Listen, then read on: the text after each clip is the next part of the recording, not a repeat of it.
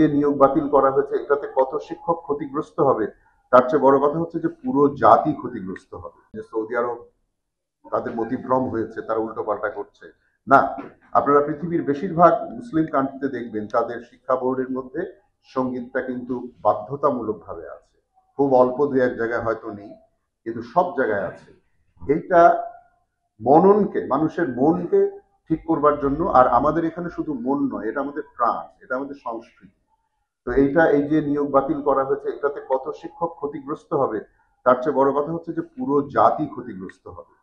অতএব এই সিদ্ধান্ত অবিলম্বে বাতিল করা শুধু উচিত তাই নয়, আমি বলবো যে সঙ্গীত শিক্ষকদের আহ অন্যান্য সুযোগ সুবিধাও যেন দেয়া হয়। তারা যেন চর্চার জায়গা পায়, অনুষ্ঠান করার জায়গা পায়। যে যেমন আমরা শুনছি যে এখন অনুষ্ঠান যেখানে রেগুলার হতো সেখানে আমরা করার জায়গা পাচ্ছি না কেন?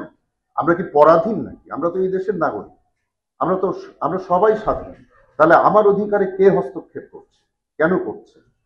সেই অধিকারটা তাদের কে দিয়েছে? আমরা তো দেই না। যাই হোক, কথায় কথা বাড়ে, আপনারা সঙ্গে আছেন, এটাই আমাদের আনন্দ। আশা করি এই কালো অধ্যায়ের অবসান হবে।